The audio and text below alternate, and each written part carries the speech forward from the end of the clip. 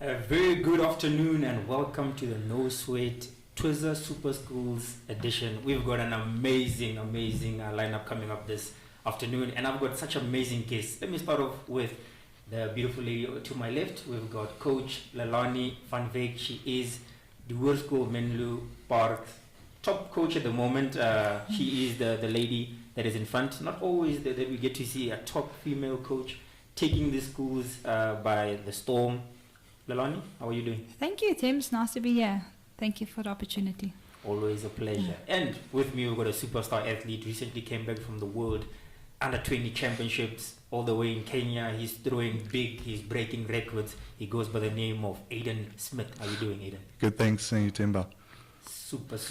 So, welcome, guys. I think we're going to have a good time. You guys all right? Yeah, no, we're fine. Looking forward. All right. So, obviously, Twizza Super Schools series is what we're going to be talking about. And that is going to be the main topic of today. It's such an interesting competition because we've always wondered, who's the best school? Who is the best school? And we always thought. That's not a difficult question. Well, based on how the competition has gone in the past, I can agree with you. But the concept of it is so amazing and it's so beautiful. And I think that's what it's all about. Yes, Dems, it's like if I think about the competition and the way it's set and the way we have to prepare for the competition, it's quite a difficult competition to be able to feature in all the different items that and all the different age categories that we need to feature in, and boys and girls on the girls' side. It's tough, but that helps us to work harder in athletics, because now we can't just think I love middle distance, but now I can't just focus on middle distance. I have to focus on all the other events as well, because you have to feature in all of them to be able to be the best school in South Africa. Absolutely. I mean, when you look at the different age groups, as you mentioned, different events, different scoring points and all that, we'll get to that. Yeah. And I think you'll just give it a breakdown as to how you prepare. Maybe you'll have to give a bit of your secrets away, not too much. You still want to go out on the 19th of February and win it again. So we'll touch on that. Aiden, obviously the season, if you think of the athletic season in South Africa, it's long. It's challenging. There's all these big events that come in the way, and then now there's even a mega event with the Twizza Super School Series event. The final is coming up. How do you prepare for your school meets, which are important, the very important meets that you need to win, and then still go to the Twizza finals and do the same thing? Well, I didn't participate today. As you know, there's a league in Ramsig. So I just didn't go compete today. Put an extra training session in for the preparing for this Twizza final. For our team as Menlo, it is a good title to have, and we want all our athletes on the best. We can't fold in any event. Every event counts, even a last place, it counts. And me as an athlete, I just like to set my mark on the Twizza and see where I am, where my standards are against among the best schools there will be. Maybe get gold medal there, and obviously focus on the next one. But this title of a Twizza final will be a huge title for Menlo Park to have. Yeah, absolutely. The schools are coming for you. It's not going to be easy. No, they are thirsty, not only to taste the moment, but to also to just get their hand on that trophy. And they're coming. Definitely. They're coming, and how do you keep them at bay, because you guys are the standard? Yes, Tim. So I think that the main thing is we don't as a school, as Menlo Park, focus on winning. We just do what we do good, and winning is just a bonus for us. So that's important. We don't go and look what other schools do and how they do it. We do what we do, and work with our recipe and what works for us as a school. And that helps us a lot, because the moment we look around and see the other schools and what they are doing and how they are doing it, then I feel like our kids are losing focus. So we just train, and our recipe that works for us as a school worked in the past. So we keep on do what we do good, and that is our main focus for our school for this year as well. Absolutely. I mean, it's Duursko Menlo is very open. If you look at yourself, you look at Coach JJ and the other coaches, always sharing stuff on social media. It's almost like people are watching to see what are they doing. Should we incorporate this? But like you say, you always stick to your own guns. Yeah, the thing is, Stems, we don't hide stuff, because if people can learn from us, that's good. If you use it, you can use it or you can lose it. So I learned a lot from JJ as a mentor, and the thing is, you never hide stuff, because why if you now we're still in recovery. What happens if people like JJ don't share his knowledge and his experience with me as a coach, and I can share my knowledge with other coaches as well? So I think that's why social media is so excellent, and sometimes we learn stuff. JJ went to Kenya 2 years back, and he learned so much from the Kenyans, and he brought it back, and we improvised it in our training program, and we made a lot of videos, and we put it on his social media and Menlo's social media, and people are welcome to take that and use it or incorporate it in their training sessions, because if it works for one school that performs on a high level of athletics, it can work for another school as well, and that we're here to help one another, because you don't know, like JJ's situation, who's next, and we have to bring up more coaches and athletes for South Africa, and that is what Menlo is about. Is we bring up and even our group, our coaches group, we work together and we communicate a lot to one another, because everybody have a part in a role to play in this Twizza final. So we don't like sometimes people are scared to share their results before the Twizza, and we don't mind sharing our results, because if you focus so much on looking at what other people, like I said, is doing, or how fast is this person, or you have to run faster. It's not if you and what we like to do, we set a standard, and we put our results out there and chase us, and we chase them as well. So there's very good schools like Prestige College. I think they are one of our biggest competitions. This was a final, and we love it, and we also like Manus Hendricks, and he's the chief athletics organizer at Prestige, and we also speak to him as well. What are you doing, and what we are doing, and what is your strengths, and what is our strengths, and that is what is nice about athletics, and it's not always in the best team will win at the end of the day.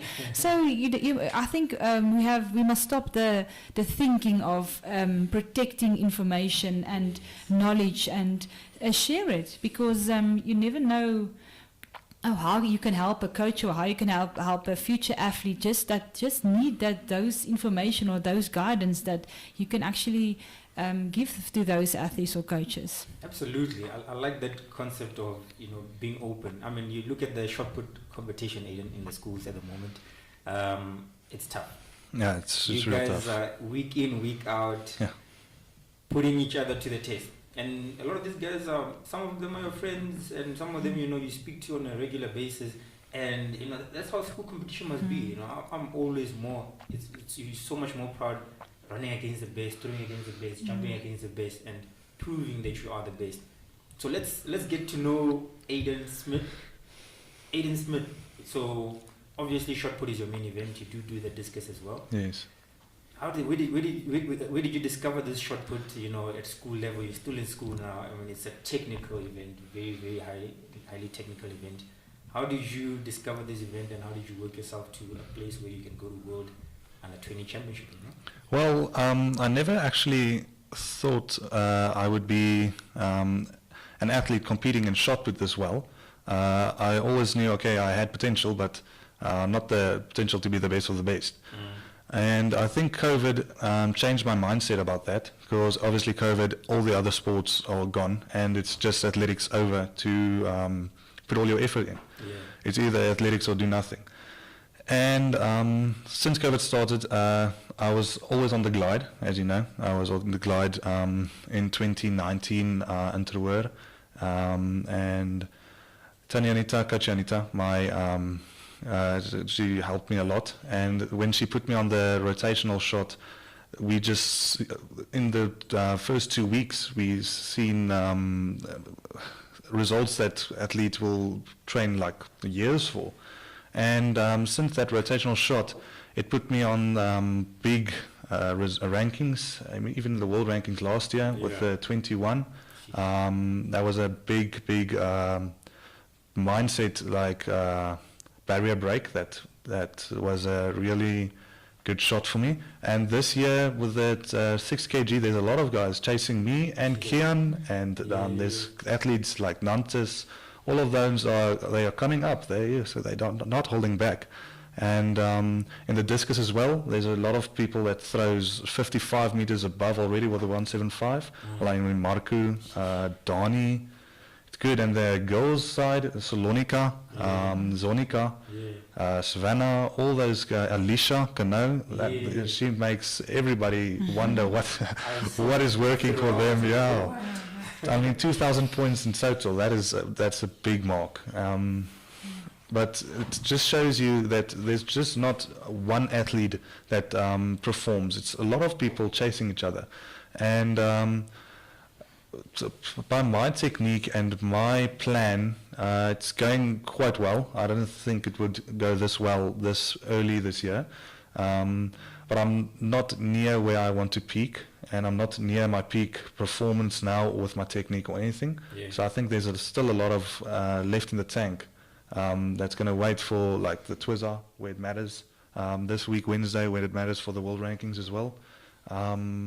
So there's a lot of left in the tank to accomplish. So yeah. Absolutely. And I mean, it's like you mentioned, the competition and the opportunity as well. You know, I think there's nothing beats big competition. Yeah. Big stage, big pressure. Friends are watching, family. Your dad is watching from the corner. You know, wanted to see how you're gonna perform on the day. Nothing beats it. And I mean, I think the more we embrace these competitions, I mean, there should be more. You know, obviously it starts with the Regional 1 qualifier, which is on the southern side of the country, and then it moves down to Region 2, which is on the northern side is Region 1, and then southern side is Region 2. Yeah. And then is the battle of the best. The grand finale. Yes. You know what, Themba, what's nice about the grand finale that also is being broadcast is a lot of people like COVID, that makes it very difficult for spectators to, because they're going to be a lot of athletes, so I don't know yet if they're going to allow spectators.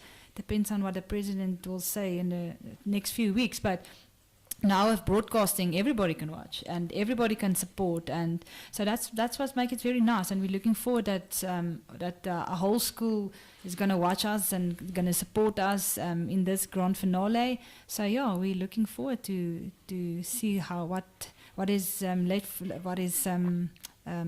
for us for this competition. But yeah, I think we worked very hard, and we set our goals towards the Twizza, but now it's up to the athletes to show up and do what is expected of them. Yeah, absolutely. Let's reverse back to 2020. The competition is done. They're in the rankings: 3rd place, 2nd place, 1st place, the World School Menlupa.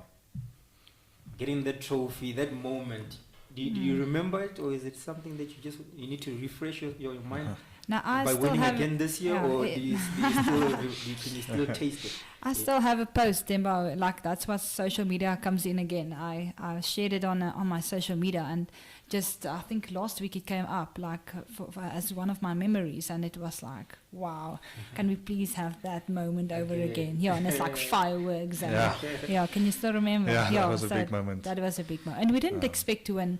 I think our team, we didn't understood the question, the competition as like we understand it, like in a way that how to prepare for it. You have to be, like I said, you have to feature in all the events. So, but now we are more prepared and more ready for the competition that lies ahead. Yeah. Give us a breakdown. So you did mention that there's different events that you need to focus on. There's different points and scoring systems. How do you, as the World School Menlo, prepare for this? I mean, it's not just a plain simple go run and come back and win. No, there's a lot of planning. Yes, so we have our different coaches. So we make sure that all the fields are. We are already for all the fields. So we have different coaches. So like we have to, in this competition, it's 2 jumps. So it can either be long jump or high jump, and then you have it must be 2 sprints and 2 middle distance and 1 throw. That is compulsory events that counts, and then I think it's 12. Any other 12 events that your school is. Wow. Like the 80, according to the ATP scores can score. So it's 20 scores that counts, and then it's like that makes it difficult, because if you have only 1 jumper in your team and there's like no jumps, then you can't win the competition anymore. So you must, for every event, you have to actually have a backup, because you can't say they're not gonna fall over a hurdle or have a no jump, etc., etc. It's a sport, so that makes it difficult, because now you have to put in another jumper that actually don't score as much, just to have it as a backup plan.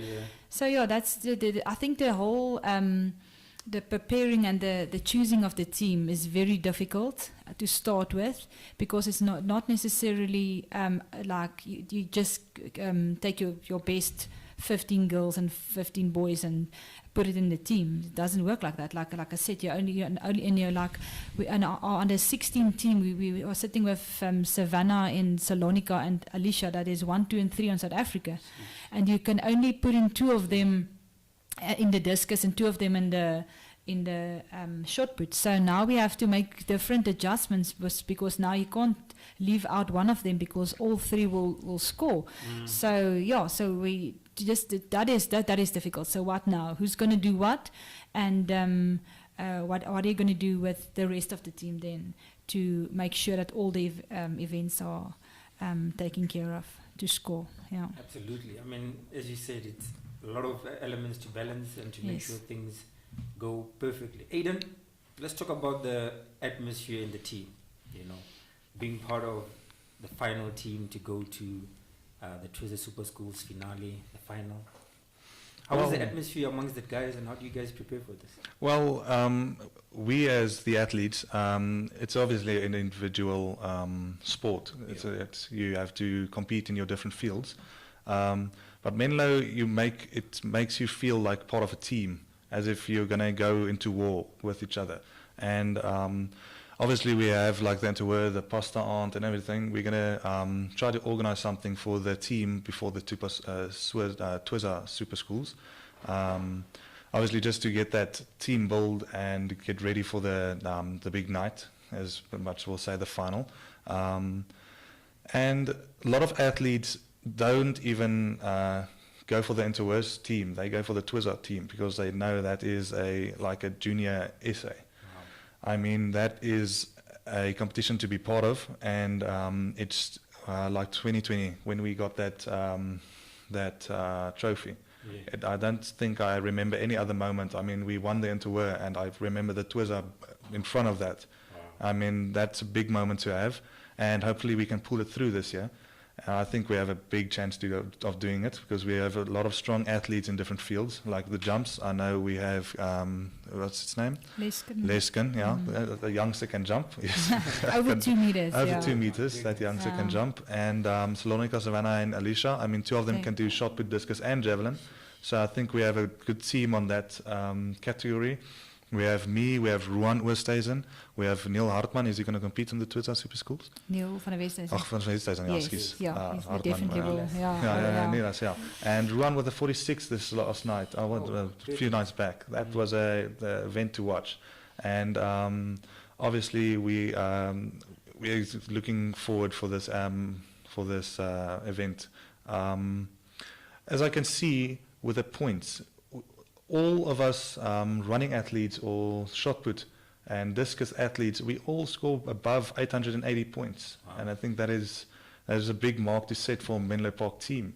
I think we raised the standard. I mean, the A team all above 900 points, wasn't it? 950, yes. Yeah. 950, the A team. So I think we're going to set a big standard going in the Twizza Super School Series, and I think we're going to pull it through this year as well. Yeah, it's all in the day. No, it's all in the day. The bars are, you know, the thing is, let's remember, this is a school competition. Yeah. You know, the athletes still have to balance education and you know, studying for tests and passing and all these things, and then still perform at such an elite level. Aiden, how do you balance this stuff? I don't know. I mean, this Wednesday I'm writing a test before I participate in the shot put. I mean, 15:30 I'm throwing a shot put and I'm writing test till 2 o'clock. So we have to fit it in. School comes first, as we say. Absolutely. Yeah. I'm sure your dad and your parents will agree with that. School comes first. Yeah, school comes and first. You can throw, you can throw as much as you want after that. Get to know your friend Lelanie. Lelanie as a coach. Female coaches in South Africa, there aren't many. Yes, I can think of a few. You can maybe name a few as well. You know, especially in the high schools. Coach Maritza at Alpes is doing very well. Yourself, and there's a few others as well. Yeah, Bonnie is also doing very well. Yes. And even Annette at Randburg, like she's in a very small environment and she's doing it very well. I think at the end of the day, it's hard work. Like female or male or female, if you put in the work, either it doesn't matter if you're a woman or a female or a male. It's hard work, and the willing and the passion and the loving to work with kids. That is the package. The coaching, I love coaching. My speciality is middle distance. So the thing was, JJ, just before the end of November, he had a big heart attack, and he had so he's still in recovery, and that forced me to start coaching sprints as well, and step up your game. So you have we have like a camp that we're going to Durban each year, that we take like 100 to 140 kids. So yeah, when it was just happened the day before the camp, so I didn't prepare for it. So it happened, and we arrived, and then I knew, okay, it's now or never. So let's do this. And yeah, it went very well. I think the most important thing is you have to, the kids that you're coaching must start, you have to have a good communication with them. They must believe in you, and they must know that you know what you're doing. Okay, that's important thing. So and that is why JJ plays a big role in my life. Is I acknowledge him a lot, and I know that he's one of not just a good middle distance coach, but also a very good sprint coach. And I just I just watch what did he do, and that's what social media makes it unbelievable. Because the first thing that I did when I knew I had to take over this role of sprinting coach, I went to his social media and I watch all his YouTube videos and all his TikToks. If you think about one of JJ's TikTok's video went like over 1 million views. So you can learn so much at the coach, but the coach like he's sharing his knowledge. And I just went back and I watched these videos over and over again, and I just incorporated in his coach, like what I knew, what he taught me about sprint coaching, and I incorporated it into the program. And yeah, I think JJ is still in recovery, and he'll probably be back only at the end of the season.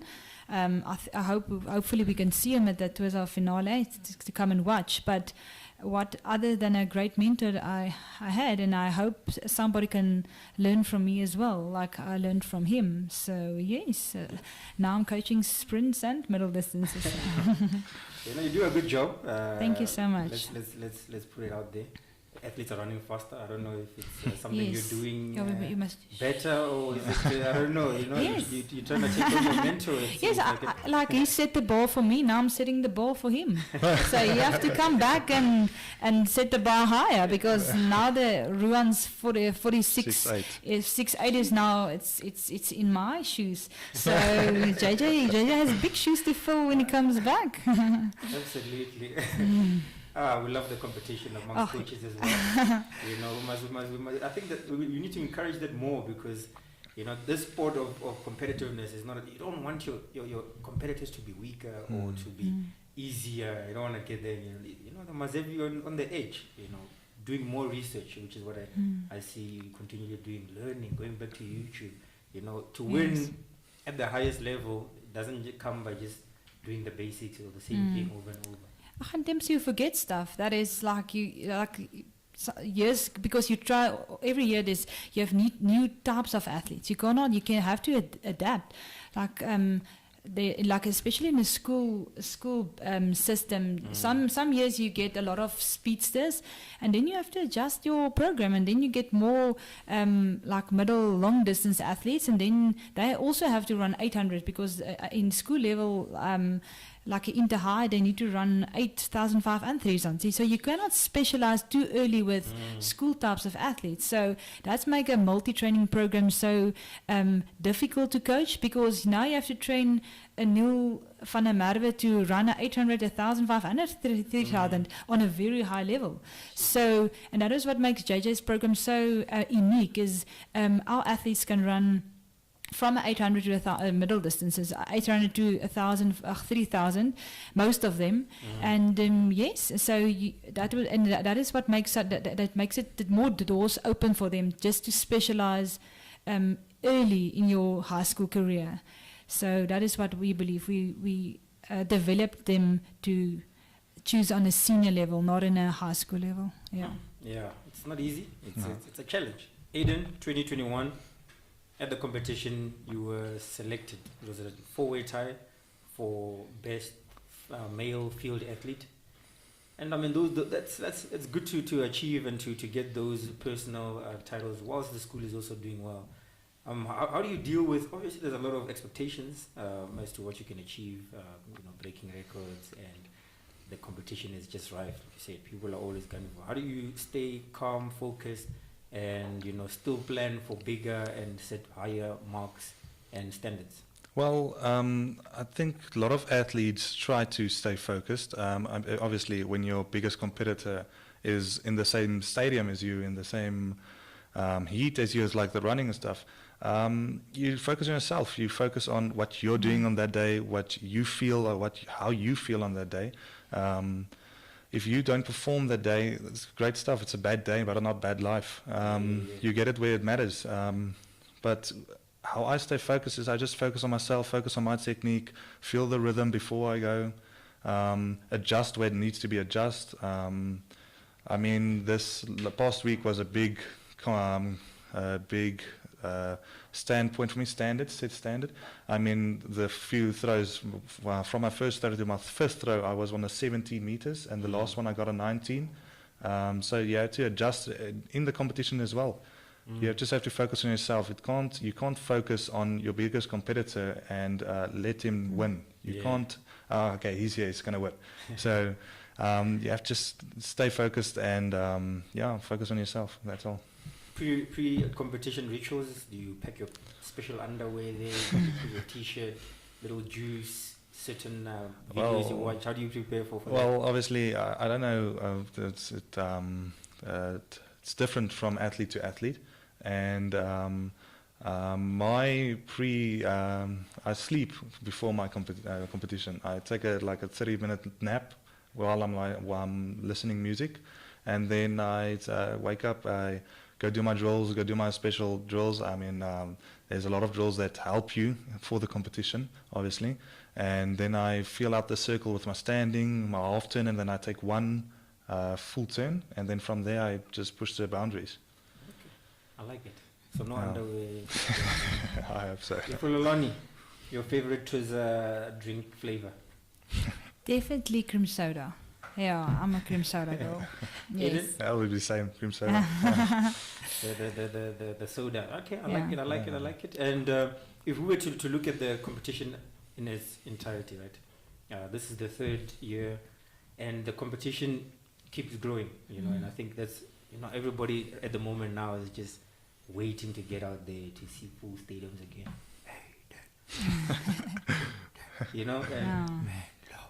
Just get that atmosphere back and just look into the crowds, and I think we're getting there. We're getting there slowly. Definitely. It's opening up.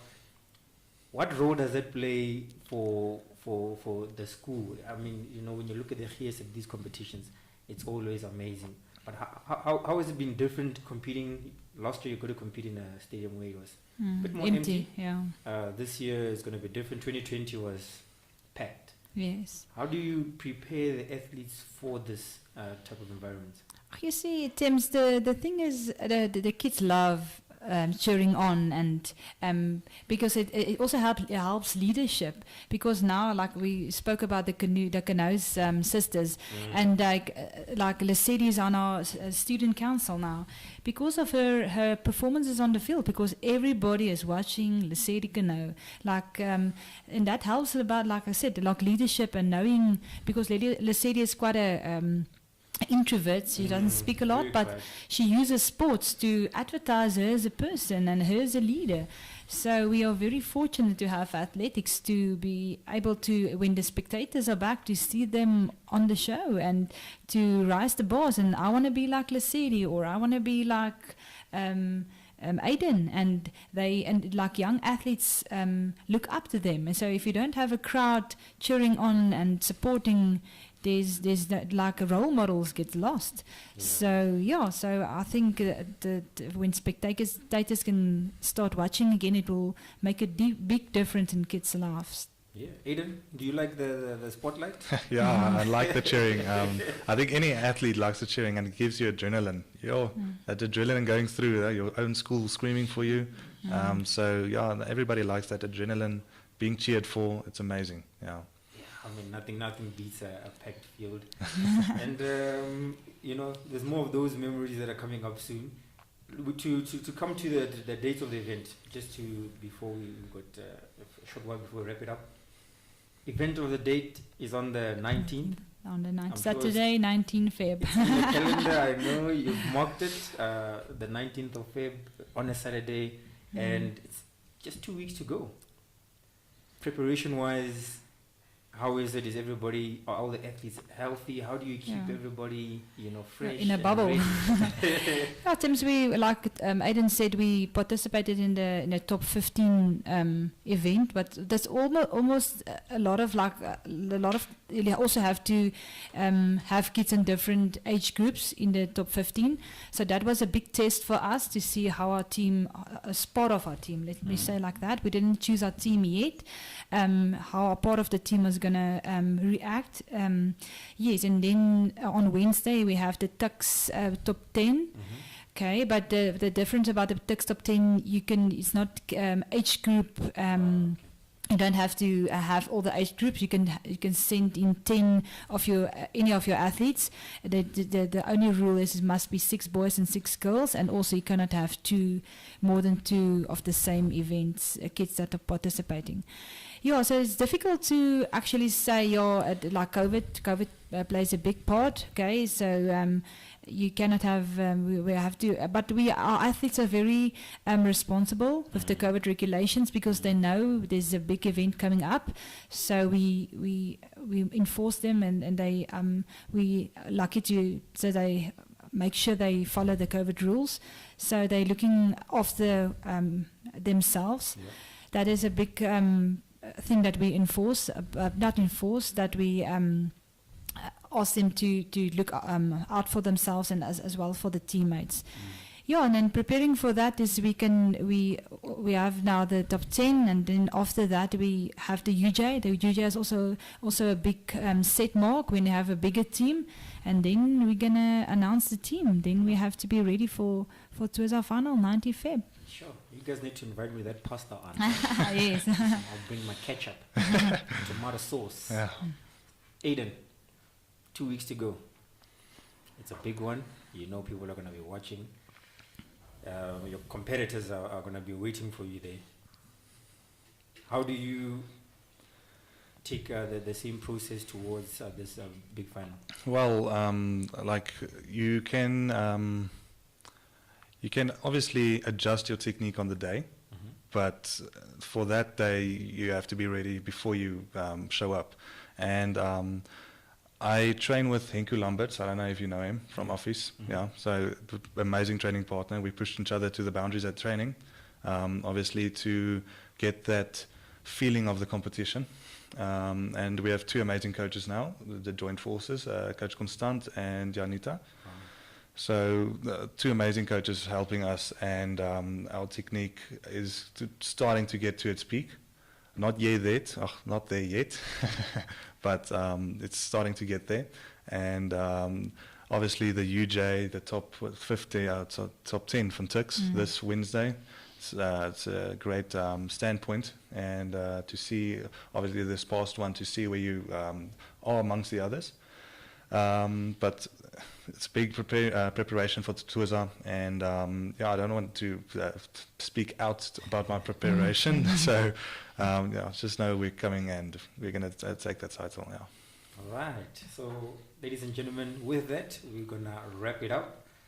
Such an honor to have you guys both here. You're for Lelanie van Wyk. Thank you so much. The coach at the US Menlo Park at the moment. I need to come get some tips. Do you take And then we've also got Aiden Schmidt, exciting youngster, always pushing boundaries, talking records. That's what we want to hear. That's what we love to hear and to see. We want to see this competition become bigger and bigger. So shout out to Twizza for being involved so heavily in school athletics. We need it. We need bigger competitions. We need more sponsors. Let's continue to grow the love of athletics in South Africa, and the whole country will enjoy it. So thank you. Thank you so much. Thank you for having us. Appreciate it, and we'll catch up soon. Yeah, yes, thanks. Definitely. Okay. Thank you.